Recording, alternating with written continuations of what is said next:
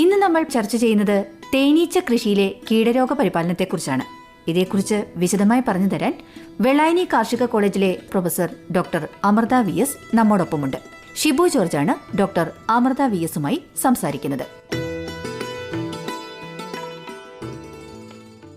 Doctor Amrita, പരിപാടിയിലേക്ക് സ്വാഗതം. നമസ്കാരം.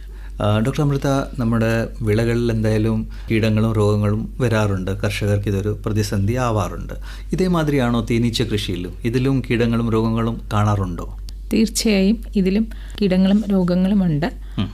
ഇന്നത്തെ കാലത്ത് കർഷകർ അഭിമുഖീകരിക്കുന്ന ഏറ്റവും വലിയൊരു പ്രശ്നം എന്ന് പറയുന്നത് വൈറസ് രോഗം, അതോടൊപ്പം തന്നെ അതിനോട് അനുബന്ധിച്ച് വരുന്ന ബാക്ടീരിയൽ രോഗവുമാണ്.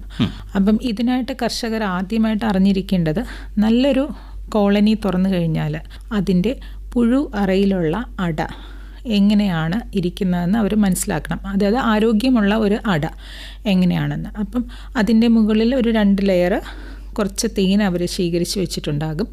പിന്നെ താഴെയോട്ട് പൂമ്പൊടി. അതിനുശേഷം റാണി ഈച്ച മുട്ടയിടുന്നത് വളരെ കൃത്യമായിട്ടായിരിക്കും. അതായത് റാൻഡമായിട്ട് അവിടെ ഇവിടെയായിട്ട് ആയിരിക്കത്തില്ല.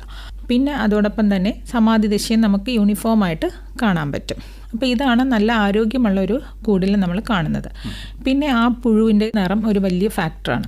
നമ്മൾ ക്രീമെന്ന് പറയാൻ പറ്റത്തില്ല, ഒരു ഷൈനിങ് ആയിട്ടുള്ളൊരു കളറ്, പിന്നെ നല്ല ഷേപ്പിലുള്ള പുഴു. ഇതൊക്കെയാണ് ആരോഗ്യവാൻ ആയിട്ടുള്ള ഒരു പുഴു എന്ന് പറയുന്നത്. അതേസമയം സമാധി ദശയാകുമ്പോൾ നമ്മുടെ വേലക്കാരി ഈച്ച ഒരു നേർമയുള്ള മെഴുക് പാട കൊണ്ട് അതിൻ്റെ ആ സെല്ല് അല്ലെങ്കിൽ അറ അടയ്ക്കുന്നതായിട്ടും കാണാം. ഇനി നമുക്ക് അസുഖങ്ങളിലേക്ക് വരുവാണെങ്കിൽ വൈറസ് രോഗമാണ് മെയിനായിട്ട് വരുന്നത്. അതുപോലെ തന്നെ ബാക്ടീരിയ രോഗവുമുണ്ട്. വൈറസ് രോഗം 90കളുടെ കാലഘട്ടത്തിലാണ് ഇന്ത്യൻ തേനീച്ചയ്ക്ക് ഏറ്റവും കൂടുതൽ 95% കോളനികൾ നമുക്ക് നഷ്ടപ്പെട്ടു. അപ്പം അന്ന് ഉണ്ടായതെന്ന് വെച്ച് കഴിഞ്ഞാൽ ആ വൈറസ് രോഗത്തിൻ്റെ പേര് തായ്സാക്ക് ബ്രൂഡ് വൈറസ് എന്നാണ്. കാരണം തായ്ലൻഡിലാണ് ആദ്യമായിട്ട് ഇത് റിപ്പോർട്ട് ചെയ്തത്. അപ്പോൾ ഇത് പ്രധാനമായിട്ടും തേനീച്ചയുടെ പുഴുദശേനെയാണ് ബാധിക്കുന്നത്. അപ്പോൾ ഇത്തരത്തിലുള്ള പുഴുവിനെ നമുക്ക് കണ്ടു കഴിഞ്ഞാൽ അത് ചാക്ക് പോലെ വീർത്ത് അത് പുറത്തോട്ട് തള്ളി വരുന്നതായിട്ട് കാണാം. പിന്നെ കുറച്ച് നാൾ കഴിയുമ്പോൾ ഈ പുഴു ഉണങ്ങി ശൽക്കങ്ങളായിട്ട് മാറുകയും ആ ശൽക്കങ്ങൾ നമുക്ക് അവിടെ തറയിൽ അതിൻ്റെ അടിപ്പലകയിൽ കാണാൻ പറ്റും. അപ്പോൾ ഇതാണ് അന്ന് കണ്ടുവന്നിരുന്നത്. ഇപ്പോൾ ഇതുമായിട്ട് ബന്ധപ്പെടുന്ന രീതിയിലുള്ള സിംറ്റംസ് ഇപ്പോഴും ഉണ്ട്. അത് തന്നെ തൈസാക്ക് ബ്രൂഡ് വൈറസ് തന്നെ ചിലപ്പോൾ ചാക്ക് പോലെ വീർത്തിരിക്കണം എന്നില്ല. സമാധി ദിശയിലുള്ള പുഴുവിനെ നോക്കിക്കഴിഞ്ഞാൽ ഒരു ബോട്ടിൻ്റെ ഷേപ്പിൽ, വള്ളത്തിൻ്റെയൊക്കെ ഷേപ്പിൽ ഉള്ള അങ്ങനെ കാണാൻ പറ്റും. സമാധി ദിശയിൽ സാധാരണയായിട്ട് മെഴുക് പാളി കൊണ്ട് അടഞ്ഞിരിക്കേണ്ടതിന് പകരം ഇത് തുറന്നിരിക്കുന്നതായിട്ട് കാണും. അപ്പോൾ അതാണ് കർഷകർ പ്രധാനമായി ശ്രദ്ധിക്കേണ്ട ഒരു കാര്യം. അപ്പോൾ ഈ മാഡം സൂചിപ്പിച്ച മാതിരി തൈസാക്ക് വൈറസ് ഇത് എവിടെ നിന്നാണ് ഇത് വരുന്നത്? ഇതിൻ്റെ ഒരു സോഴ്സ് എന്തുവാണിത്? എല്ലാത്തിനും നമുക്കറിയാം, ഒരു പാത്വേ ഉണ്ട് അല്ലേ. അപ്പം ഇത് ഞാൻ നേരത്തെ പറഞ്ഞു, തൈസാക്ക് ഐലൻഡിലാണ് ആദ്യം റിപ്പോർട്ട് ചെയ്തതെന്ന് പറയുന്നു. അപ്പം നമ്മൾ ഈ പ്രോപ്പറായിട്ടൊരു ക്വാറൻറ്റൈൻ മെഷേഴ്സ് ഒന്നും പാലിക്കാതെ വരുമ്പോൾ നമ്മൾ ഒരു സ്ഥലത്ത് നിന്ന് വേറൊരു സ്ഥലത്തോട്ട് നമ്മൾ തേനീച്ചയെ ഷിഫ്റ്റ് ചെയ്യുമ്പോഴാണ് പ്രധാനമായിട്ടും വരുന്നത്. അതാണ് ഈ ക്വാറൻറ്റൈൻ നേരെ പാലിക്കാതെ വരുമ്പോഴാണ് മെയിനായിട്ട് വരുന്നത്. അപ്പം അതുപോലെ തന്നെ വേറൊരു സ്പീഷീസ് ഈച്ചയിലുള്ളതും ചിലപ്പോൾ ഭാവിയിലോട്ട് മാറി വേറൊരു സ്പീഷീസിലോട്ട് വരാൻ ചാൻസ് ഉണ്ട്. അതായത് എപ്പിസ് മെല്ലിഫറയിലുണ്ടായിരുന്ന ഒരു സാധനം എപ്പിസെറാനിലോട്ട് വരിക, അതിനുള്ള ചാൻസും ഉണ്ട്. അപ്പോൾ നോർത്തിലോട്ടൊക്കെയാണ് ആദ്യം കണ്ടത്. പിന്നെ അത് കഴിഞ്ഞിട്ട് അത് ഗ്രാജുവലായിട്ട് നമ്മുടെ കേരളത്തിലും വരികയായിരുന്നു. ഇതിൻ്റെ പടരുന്ന രീതി എന്തുവാണ്? ഒരു പ്രാവശ്യം ഒരു തേനീച്ചക്കൂടിൽ ഈ ഒരു രോഗം കണ്ടാൽ മറ്റേ കൂടിലോട്ട് ഇത് പോവാൻ വേണ്ടി നമുക്കതിനെ തടയാൻ പറ്റുമോ? തീർച്ചയായിട്ടും തടയാൻ പറ്റും. അതിനായിട്ട് ശ്രദ്ധിക്കേണ്ടതെന്ന് പറഞ്ഞാൽ, ഞാൻ നേരത്തെ പറഞ്ഞു, ആരോഗ്യമില്ലാത്ത ഒരു കോളനിയെ കണ്ടാൽ ആ കർഷകന് പെട്ടെന്ന് മനസ്സിലാക്കാൻ കഴിയണം. അതിനെ തുടർന്ന് തന്നെ അവർ അതിൻ്റെ തുടർ നടപടികൾ എടുക്കണം. അതായത് അങ്ങനെയുള്ള കോളനി, ഇപ്പം നമുക്കൊരു 50 കോളനി മെയിൻറ്റെയിൻ ചെയ്യുന്ന ഒരു കർഷകന് 1 or 2 കൂടിലാണ് അത് കാണുന്നതെങ്കിൽ എത്രയും പെട്ടെന്ന് ആ കൂടുകൾ ബാക്കിയുള്ള കൂടുകളിൽ നിന്ന് മാറ്റി വെക്കുക. പിന്നെ ഇങ്ങനെ രോഗമുള്ള കൂടുകൾ നമ്മൾ കൈകാര്യം ചെയ്തതിന് ശേഷം കൈ നല്ല രീതിയിൽ അണുവിമുക്തമാക്കാതെ നമ്മുടെ കൈ മാത്രമല്ല ഈ തേനീച്ച വളർത്തലിനായിട്ട് ഉപയോഗിക്കുന്ന അനുസാരികൾ അല്ലെങ്കിൽ എക്യുപ്മെൻറ്റ്സും നമ്മൾ അണുവിമുക്തമാക്കണം. അല്ലെങ്കിൽ ഇത് പടരാനുള്ള ചാൻസ് ഉണ്ട്. പ്രത്യേകിച്ച് ബാക്ടീരിയ രോഗമാണ് ഏറ്റവും കൂടുതൽ ഇതിനെ ശ്രദ്ധിക്കേണ്ട കാര്യം. പിന്നെ വേറൊരു കാര്യം എന്ന് പറഞ്ഞാൽ ഇപ്പോൾ തേനീച്ച കർഷകർ ഏറ്റവും കൂടുതൽ ഫോളോ ചെയ്യുന്ന ഒരു സിസ്റ്റം എന്ന് പറയുന്നത് മൈഗ്രേറ്ററി ബീ കീപ്പിംഗ് ആണ്. അപ്പോൾ അതായത് ആദ്യം കാസർഗോഡ് വെക്കും, അത് കഴിഞ്ഞിട്ട് തേൻ കിട്ടുന്ന സമയമാകുമ്പം കോട്ടയം ആ സൈഡിൽ പാല ഏരിയയിൽ കൊണ്ടുവയ്ക്കും, പിന്നെ അത് കഴിഞ്ഞ് ലാസ്റ്റ് മാർത്താണ്ഡം അല്ലെങ്കിൽ ട്രിവാൻഡ്രം സൈഡിൽ വെക്കുകയാണ് ചെയ്യുന്നത്. അപ്പോൾ ഇവിടെ നമുക്ക് കാണാവുന്നതാണ്, ഒത്തിരി തമിഴ്നാട്ടിൽ നിന്നൊക്കെ തന്നെ ആയാലും ഒരുപാട് പെട്ടികൾ നമ്മുടെ ഇവിടെ കൊണ്ട് വെക്കുന്നുണ്ട്. അപ്പോൾ ഇതിലേതെങ്കിലും അസുഖമുള്ള കോളനികൾ നമ്മുടെ കോളനികൾക്ക് അടുത്തുണ്ടെങ്കിൽ ഈ അസുഖം പകരാനുള്ള ചാൻസ് തേനീച്ച വഴിയാണോ ഈ പകരുന്നത്? തേനീച്ച വഴിയും, സാധാരണ തേനീച്ച വഴിയല്ല, കർഷകൻ തന്നെ കൈകാര്യം ചെയ്യുമ്പോഴാണ് മെയിനായിട്ട് വരുന്നത്. അപ്പോൾ ഇങ്ങനത്തെ ഒരു വൈറസ് രോഗം ഒരു കർഷകൻ കണ്ടാൽ മാഡം പറഞ്ഞ മാതിരി തന്നെ ആ തേനീച്ച കോളനി എന്തായാലും നശിപ്പിക്കേണ്ടി വരുമായിരിക്കും. അല്ല, തേനീച്ച കോളനി നശിപ്പിക്കേണ്ട ആവശ്യം വരുന്നില്ല. അതാണ് ഞാൻ പറഞ്ഞത്. ആദ്യം തന്നെ തേനീച്ച കർഷകൻ ആ അസുഖം വന്നു എന്ന് മനസ്സിലാക്കി കഴിഞ്ഞാൽ നമുക്ക് സുഖമായിട്ട് ആ കോളനീനെ രക്ഷപ്പെടുത്താവുന്നതേ ഉള്ളൂ. അപ്പം ഈ പ്രാരംഭ ദശയിലാണ് എങ്കിൽ നമുക്ക് ചെയ്യേണ്ട ഒരു കാര്യം എന്ന് പറഞ്ഞു കഴിഞ്ഞാൽ ഈ ഇത്തരം കോളനികളിൽ നമുക്ക് പലതരം ബൊട്ടാണിക്കൽസ് ഉപയോഗിക്കാം. ഒരിക്കലും ഞാൻ വേറെ മരുന്നുകൾ, പ്രത്യേകിച്ച് വൈറസിന് നമുക്ക് മരുന്നുകളില്ല, ഒരു ക്യൂറേറ്റീവ് ഇതില്ല, പ്രൊഫൈലാറ്റിക് ആയിട്ട് നമുക്ക് വൈറസ് വരാൻ ചാൻസ് ഉണ്ട് എന്ന് മുൻകൂട്ടി കണ്ട് നമ്മൾ ചെയ്യുവാണ് ചെയ്യുന്നത്. അപ്പോൾ ഇതിനായിട്ട് നേരത്തെ കണ്ടുപിടിച്ചിരുന്ന മഞ്ഞൾപ്പൊടി വളരെ എഫക്റ്റീവ് ആണെന്ന് കണ്ടുപിടിച്ചു.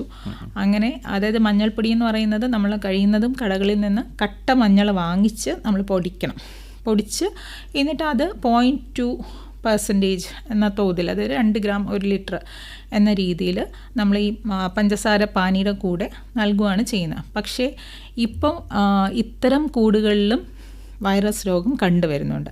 അങ്ങനെ വന്നപ്പോഴാണ് ഞങ്ങൾ പലതരം ബൊട്ടാണിക്കൽസ്, അതായത് സസ്യജന്യമായിട്ടുള്ള കീടനാശിനി ആയാലും എന്തായാലും നമ്മുടെ അണുമുക്തമാക്കുന്ന ഒരുപാട് കമ്പോണൻസ് ഉണ്ട് അതിൽ. അങ്ങനെ ഒരെണ്ണമാണ് നമ്മുടെ കീഴാർനെല്ലി എന്ന് പറയുന്നത്. അതെ, ഫില്ലാന്തസ് നെറൂറി എന്നാണ് അതിൻ്റെ സയൻറ്റിഫിക് നെയിം. അതിൻ്റെ സത്ത് ഒരു പ്രത്യേക അളവിൽ നമ്മൾ വെള്ളവുമായിട്ട് ചേർത്ത്, അതായത് നമ്മൾ ചെയ്യേണ്ടതെന്ന് വെച്ചാൽ ഒരു പിടി എടുക്കുകയാണെങ്കിൽ അതിന് തുല്യമായ വെള്ളം ചേർക്കുക. എന്നിട്ട് നല്ല രീതിയിൽ ഒന്ന് ബ്ലെൻഡ് ചെയ്യുമോ. എന്നിട്ട് അതിൽ നിന്ന് കിട്ടുന്ന ആ സത്തിനെ നമ്മൾ ഒരു 15 മില്ലി എന്ന് പറയുമ്പോൾ കർഷകർക്ക് ഇപ്പോൾ അളക്കാൻ ബുദ്ധിമുട്ടൊന്നുമില്ല. നമ്മുടെ കഫ് സിറപ്പ് വാങ്ങിക്കുന്ന അടപ്പിൽ ഉണ്ടല്ലോ.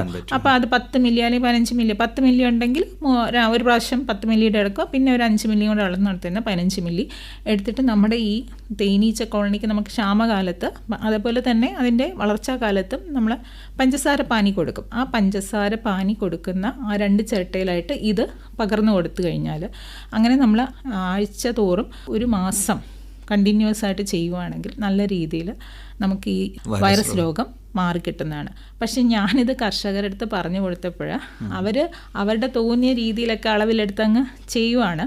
പക്ഷേ ഇച്ചിരി അളവ് അങ്ങോട്ടും ഇങ്ങോട്ടും മാറിപ്പോയെന്ന് പറഞ്ഞ് കുഴപ്പമില്ല, നല്ല രീതിയിൽ നമുക്ക് വൈറസ് രോഗത്തിൽ നിന്നും മുക്തി നേടാമെന്ന് അവരുടെ ആ അനുഭവങ്ങളിൽ നിന്നും മനസ്സിലായി. അപ്പോൾ ഇത് എനിക്ക് തോന്നുന്നു ഇത് കൊടുത്തു കഴിയുമ്പോൾ ആ തേനീച്ചയുടെ ആരോഗ്യം മെച്ചപ്പെടും, ഒരു പ്രതിരോധക്ഷമത കൂടും അതിൻ്റെ അല്ലേ. അതുപോലെ ഈ വൈറസിന്റെ അണുക്കളെ നശിപ്പിക്കുന്ന എന്തോ ഒന്ന് അതിൽ ഫിനോൾസ് അല്ലെങ്കിൽ ആൽക്കലോയിഡ്സ് എന്ന് പറയുന്ന അത് പ്ലാന്റിൽ ഉണ്ട്.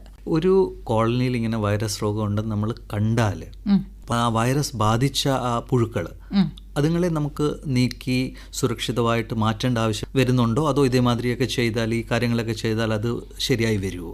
ആരംഭ ദിശയിൽ വരുമ്പോൾ നമുക്കത് മാറ്റേണ്ട ആവശ്യം വരുന്നില്ല. അപ്പം ചിലപ്പോൾ നമ്മൾ മൂർധന്യാവസ്ഥയിലായി കഴിഞ്ഞാൽ ടുവേഴ്സ് എൻഡ് എന്ന് പറയുമ്പോൾ നല്ല രീതിയിൽ അപ്പം നമുക്കത് മനസ്സിലാക്കാൻ പറ്റും. ആ അട കംപ്ലീറ്റ് അങ്ങ് മോശം. അങ്ങനെ വരുമ്പോൾ മാത്രമേ നമ്മൾ അടയെടുത്ത്, അതായത് ആ ചട്ടമെടുത്ത് അതിൻ്റെ അട നമ്മൾ വെട്ടി മാറ്റി നശിപ്പിക്കേണ്ട ആവശ്യം വരുന്നുള്ളൂ.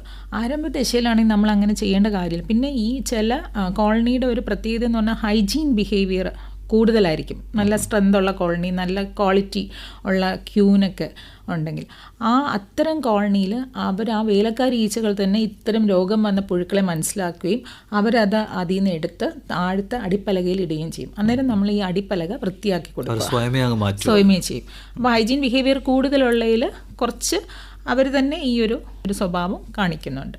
അപ്പോൾ ഇതേമാതിരി ഈ വൈറസ് രോഗം നമ്മൾ നിരീക്ഷിച്ചുകൊണ്ടിരിക്കണം, കണ്ടാൽ നമ്മൾ ഇങ്ങനത്തെ പ്രതിവിധി ചെയ്യണം. ഇവിടെ വേറെ ഒരു സംശയം എന്ന് പറഞ്ഞാൽ മേഡം ഈ പറഞ്ഞ കിഴുകാനെല്ലി അല്ലെങ്കിൽ നമ്മുടെ മഞ്ഞൾ കൊണ്ടുള്ള വെള്ളം, ഇത് രോഗം കാണാതെ തന്നെ നമുക്ക് ഈച്ചകൾക്ക് കൊടുക്കാൻ സാധിക്കുമല്ലോ അല്ലേ? തീർച്ചയായും അങ്ങനെ കൊടുക്കുന്നതുകൊണ്ട് ഒരു പ്രശ്നവുമില്ല. പ്രൊഫൈലാറ്റിക്കായിട്ട് നമ്മൾ ചെയ്തതാണ് ഇത്. ഒരു വെറുതെ ഒരു സുപ്രഭാതത്തിൽ നമ്മൾ കൊണ്ടുവന്നതല്ല. പലതരം ഇതേ കണക്ക് ബൊട്ടാണിക്കൽ ആൻറ്റിവൈറൽ പ്രോപ്പർട്ടിയുള്ള പ്ലാന്റ്സിനെ നമ്മൾ എടുക്കുകയും പിന്നെ അത് ഈച്ചയുടെ ഈ വൈറസ് രോഗത്തിനെതിരെ ഒത്തിരി പ്രാവശ്യം ട്രൈ ചെയ്യുകയും അങ്ങനെ നമ്മൾ മുൻകൂട്ടി ഇതുപോലെ അപ്ലൈ ചെയ്ത കോളനികളിൽ ഈ വൈറസ് രോഗം വരുന്നതായിട്ട് കണ്ടില്ല. അതിൻ്റെ ഫലമായിട്ടാണ് നമ്മൾ മഞ്ഞൾ അതുപോലെ തന്നെ. അതെ അതെ അതെ. മേഡം മറ്റൊരു രോഗം പറഞ്ഞ ബാക്ടീരിയൽ രോഗമാണ്. അതെ. അതിൻ്റെ ലക്ഷണങ്ങളൊക്കെ എങ്ങനെയാണ്? ബാക്ടീരിയൽ രോഗം നേരത്തെ പറഞ്ഞതെന്ന് വെച്ച് കഴിഞ്ഞാൽ പുഴു വീർക്കുകയും പിന്നെ അത് ശൽക്കങ്ങളായിട്ട് മാറുകയും പിന്നെ നമ്മൾ ചില സമയം നോക്കുമ്പോൾ സമാധി ദശയാകുമ്പോൾ അത് അടയത്തില്ല, പകരം ഈ പുഴു ഒരു ബോട്ട് ഷേപ്പിലിരിക്കുന്നു എന്ന് പറഞ്ഞു. പക്ഷേ ഇവിടെ എന്താണ് സംഭവിക്കുന്നതെന്ന് വെച്ച് കഴിഞ്ഞാൽ ബാക്ടീരിയൽ രോഗം വന്ന പുഴുക്കൾ ശരിക്കും അത് നമുക്കിപ്പോൾ ഒരു ബാക്ടീരിയൽ ഇൻഫെക്ഷൻ വന്നു കഴിഞ്ഞാൽ എന്ത് പറ്റും? ആദ്യം കാണുന്ന പസ് അങ്ങനെ അത് തന്നെയാണ് ഇവിടെയും.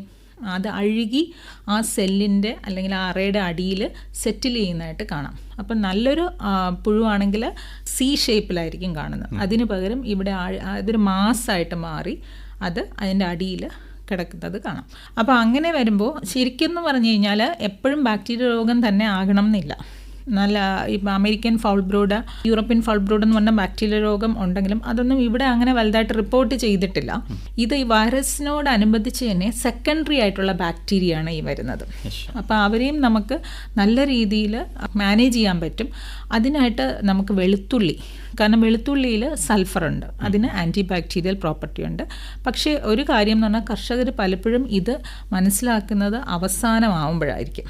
അപ്പോൾ ആദ്യം തന്നെ ഈ ഒരു നോക്കുമ്പോൾ 1-2 പുഴു സമാധി ദശ തുറന്നിരിക്കുകയും ചില പുഴുക്കൾ പുഴുദശയിൽ തന്നെ അഴുകിയിരിക്കുകയും ചെയ്യണമെങ്കിൽ അത് മനസ്സിലാക്കി അവർക്ക് വെളുത്തുള്ളി കൊടുക്കാം. വെളുത്തുള്ളി ചെയ്യുന്നതെന്ന് വെച്ച് കഴിഞ്ഞാൽ കഴിയുന്നതും ചൈനീസ് വെളുത്തുള്ളിയൊന്നും ഉപയോഗിക്കാതെ നമ്മുടെ ഇവിടെ കിട്ടുന്ന ചെറിയ വെളുത്തുള്ളി, ആ വെളുത്തുള്ളിയുടെ 4 അല്ലി എടുക്കുക. 4 അല്ലി ചതച്ചിട്ട് ഈ പഞ്ചസാര പാനിയുടെ 2 ചിരട്ടയിലായിട്ട് അങ്ങ് കൊടുത്താൽ മതി.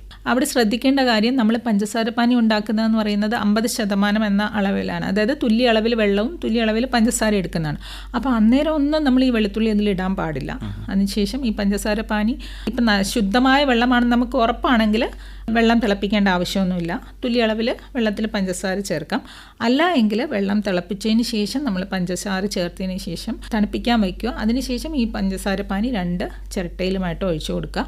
അന്നേരം മാത്രമേ 2 ചിരട്ടയിലായിട്ട് നമ്മൾ ഈ ചതച്ച് വെച്ചിരിക്കുന്ന വെളുത്തുള്ളി ഇടാൻ പാടുള്ളൂ. അങ്ങനെ ഇത് ഒരു ഈ നേരത്തെ പറഞ്ഞ പോലെ 1 മാസം വരെ ആഴ്ചയിൽ ഒരിക്കലെന്നുള്ള രീതിയിൽ ചെയ്തു കഴിഞ്ഞാൽ നല്ല രീതിയിൽ നമുക്ക് കാണാൻ പറ്റും ആ അടയിൽ ആ ഒരു വ്യത്യാസം. ഇനി ഇത് രണ്ടും കൂടെ ഒരുമിച്ച് കൊടുക്കുന്നതുകൊണ്ട് പ്രശ്നമില്ല. കീഴാർനെല്ലിയും കൊടുക്കാം, വെളുത്തുള്ളിയും കൊടുക്കാം. അങ്ങനെ വരുമ്പോൾ വൈറസിനെയും ബാക്ടീരിയയും നമുക്ക് നിയന്ത്രിക്കാൻ പറ്റും. ഇതിൻ്റെ അവസാന ഘട്ടം ചിലപ്പം മിക്കവാറും കർഷകർ ചെയ്യുന്നതെന്ന് പറയുന്ന ആൻറ്റിബയോട്ടിക്സ് പ്രയോഗിക്കുന്നുണ്ട്. ഞങ്ങൾ ഒരിക്കലും ആൻറ്റിബയോട്ടിക്സ് ശുപാർശ ചെയ്യത്തില്ല. കാരണം എന്ന് വെച്ച് കഴിഞ്ഞാൽ തേൻ എടുക്കാൻ തുടങ്ങുന്നതിന് 1 മാസം മുമ്പെങ്കിലും ആൻറ്റിബയോട്ടിക്സ് കൊടുക്കുന്നത് നിർത്തണം എന്നുള്ളതാണ്. ഇല്ലെങ്കിൽ എന്ത് പറ്റുമെന്ന് വെച്ച് കഴിഞ്ഞാൽ ഈ തേനിൽ ചിലപ്പോൾ ഈ ആൻറ്റിബയോട്ടിക്സിൻ്റെ റെസിഡ്യൂ വരാൻ ചാൻസ് ഉണ്ട്.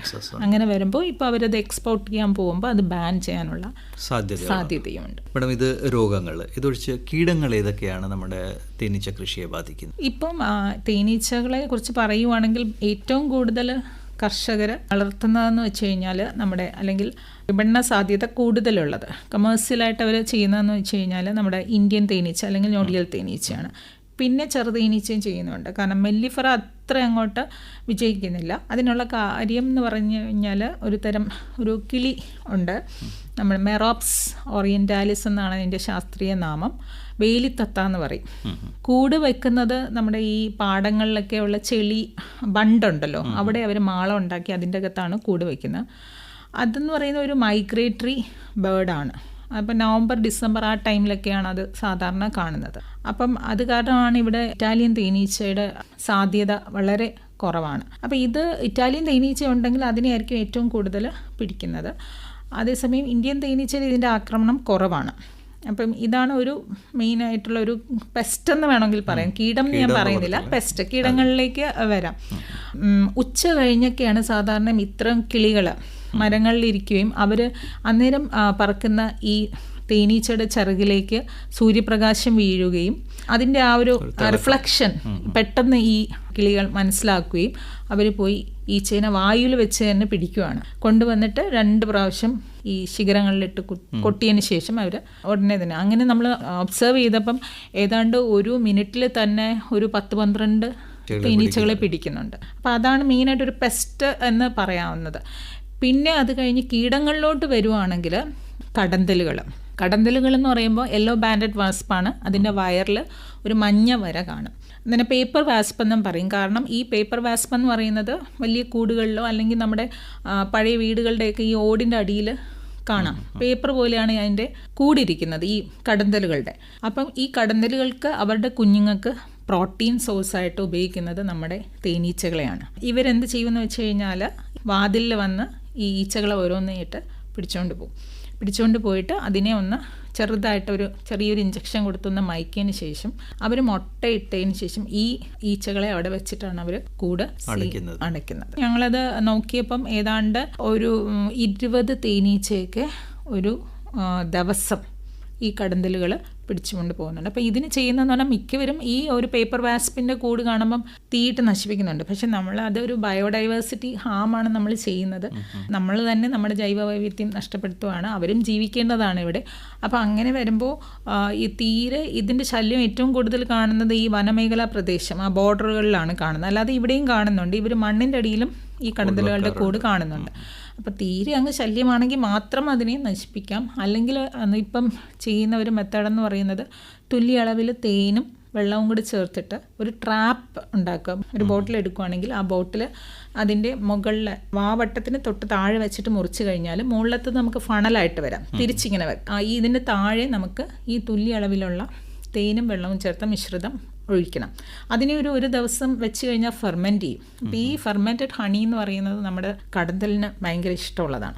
എന്നിട്ട് നമ്മളത് ഒരു സ്ഥലത്ത് നമ്മൾ വെച്ച് കഴിഞ്ഞാൽ ഈ കടന്തലുകൾ പറന്ന് വരും. ആദ്യം കടന്തൽ തന്നെ ഇതിൽ വീഴുന്നു എന്നുള്ളത് നോക്കണം. രണ്ടാമത്തെ കാര്യം എന്ന് പറയുന്നത് ഇത്തരം ട്രാപ്പ് നമ്മൾ വെക്കുന്നതിന് മുമ്പ് തന്നെ നമ്മുടെ തേനീച്ച കോളനികൾക്ക് നല്ല രീതിയിൽ ആഹാരം കൊടുത്തിരിക്കണം. ഇല്ലെങ്കിൽ ഇത് വരും. അവരിതിൽ വന്നു കഴിഞ്ഞാൽ ബാക്കിയുള്ള തേനീച്ചകളും വരാം. അപ്പോൾ ഈ കടന്തൽ വന്ന് വീണ് കഴിഞ്ഞാൽ പിന്നെ ബാക്കിയുള്ള കടന്തലുകൾ ഇതിൽ വന്ന് വീണോളും. അതൊരു കൺട്രോൾ മെഷറാണ്. ഇപ്പം കാണുന്ന ഒരിത് മണ്ടരിയുമുണ്ട്, അതുപോലെ മെഴുകുപുഴുവും ഒരു പ്രശ്നമായിട്ട് കാണുന്നുണ്ട്. മണ്ടരി എന്ന് പറയുന്നത് 2 തരം മണ്ടരിയുണ്ട്. അതിൽ വറോവ എന്ന് പറയുന്ന മണ്ടരി എന്ന് പറയുന്ന നമ്മുടെ സമാധി ദശയിലുള്ള തേനീച്ചകളിൽ നിന്ന് നീരൂറ്റി കുടിക്കുകയാണ് ചെയ്യുന്നത്. അപ്പം അതേസമയം മെഴുകുപുഴുവാണെങ്കിൽ ക്വാളിറ്റി ഇല്ലാത്ത തടി കൊണ്ടുണ്ടാക്കുന്ന പെട്ടികൾ ഇങ്ങനെ ചൂടും അതുപോലെ തന്നെ മഴയും വരുമ്പോൾ വളഞ്ഞു പോകാനൊക്കെ ചാൻസ് ഉണ്ട്. അപ്പോൾ അതിൽ ഈ മെഴുകുപുഴു കാണുന്നത് സാധാരണയായിട്ട് അതിൻ്റെ ചിലപ്പം വന്ന് മുട്ടയിടുകയും ആ മെഴുകുപുഴു അതിലുണ്ടാവുകയും അവരട ടണൽ പോലെ തുറന്ന് അതിൻ്റെ ആ മെഴുക് മൊത്തം കഴിക്കുകയാണ് ചെയ്യുന്നത്. അപ്പോൾ ഇതിന് രണ്ടിനും ഫോമിക് ആസിഡ് നല്ല രീതിയിൽ ഉപയോഗിക്കാൻ പറ്റും. പിന്നെ പൊതുവേ ശ്രദ്ധിക്കേണ്ട ഒരു കാര്യം, സ്ട്രെങ്ത് കുറവുള്ള കോളനികളാണ് പ്രത്യേകിച്ച് മെഴുകുപുഴുവിൻ്റെ ആക്രമണം കാണുന്നത്. അപ്പോൾ ഇവിടെ നമ്മൾ ചെയ്യേണ്ടതെന്ന് പറഞ്ഞാൽ ഫോമിക് ആസിഡ് ഒരു 75-80% നമുക്ക് മാർക്കറ്റിൽ വാങ്ങാൻ കിട്ടും. 100% ആണെങ്കിൽ നമുക്കത് 75% ആക്കാൻ വളരെ എളുപ്പമാണ്. 75% ആക്കണമെങ്കിൽ 75 മില്ലി പിന്നെ ഫോമിക് ആസിഡും ബാക്കി വെള്ളവും ചേർത്താൽ മതി.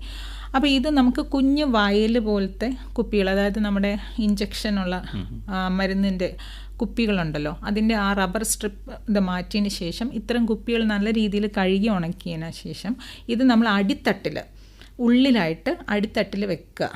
വെക്കുന്നതിന് തൊട്ട് മുമ്പ് ഇതിൽ നമ്മളൊരു 5 മുതൽ 7 മില്ലി ഈ ഫോമിക് ആസിഡ്, ഞാൻ നേരത്തെ പറഞ്ഞ പോലെ 75% ഫോമിക് ആസിഡ് ചേർക്കുക. എന്നിട്ട് അതിലോട്ട് 2 തിരി ഇടുക. നമ്മൾ വിളക്ക് കത്തിക്കുമ്പോൾ ഉപയോഗിക്കുന്ന 2 തിരി ഇടുക. ആ തിരിയുടെ ഒരറ്റം ഫോമിക് ആസിഡ് ലായനിയിലും മറ്റേ അറ്റം പുറത്തും ഇരിക്കണം. അപ്പോൾ ഇതെന്തിനാണ് ചെയ്യുന്നതെന്ന് പറഞ്ഞാൽ ഇതൊരു ഫോമിക് ആസിഡ് എന്ന് പറഞ്ഞാൽ ഒരു ഫ്യൂമിഗൻ്റ് ആണ്. സ്ലോലി അത് മുകളിലോട്ട് അതിൻ്റെ ആ ഒരു ഫ്യൂംസ് മുകളിലോട്ട് വരാൻ വേണ്ടിയാണ്. പെട്ടെന്ന് വന്നു കഴിഞ്ഞാൽ അത് ഈച്ചേനെ ബാധിക്കും. അപ്പോൾ ഇങ്ങനെ ചെയ്ത് കഴിഞ്ഞാൽ ഇത് കണ്ടിന്യൂസ് ആയിട്ട് നമ്മൾ ഒരു മാസം ചെയ്യുക. ഇതിൻ്റെ ഈ ഫോമിക് ആസിഡിൻ്റെ അളവ് അതിൽ കുറയുമ്പോൾ വീണ്ടും നമ്മൾ പുതിയതായിട്ട് ചേർക്കുക. അപ്പോൾ ഇത്തരത്തിൽ ചെയ്തു കഴിഞ്ഞാൽ മണ്ടരിക്കും അതുപോലെ തന്നെ മെഴുകുപുഴുവിനും നല്ലൊരു പ്രതിവിധിയാണ്. ഡോക്ടർ അമൃത, താങ്കൾ പരിപാടിയിലേക്ക് വന്ന് നമ്മൾ തേനീച്ചകളെ ബാധിക്കുന്ന കീടങ്ങളും രോഗങ്ങളും അതേമാതിരി കീടനാശിനി ഉപയോഗം കൊണ്ടുള്ള വരുന്ന പ്രതിസന്ധിയെക്കുറിച്ചും താങ്കൾ നല്ലതായിട്ട് തന്നെ നമ്മുടെ കർഷകർക്ക് പറഞ്ഞു തന്ന് വളരെ നന്ദി.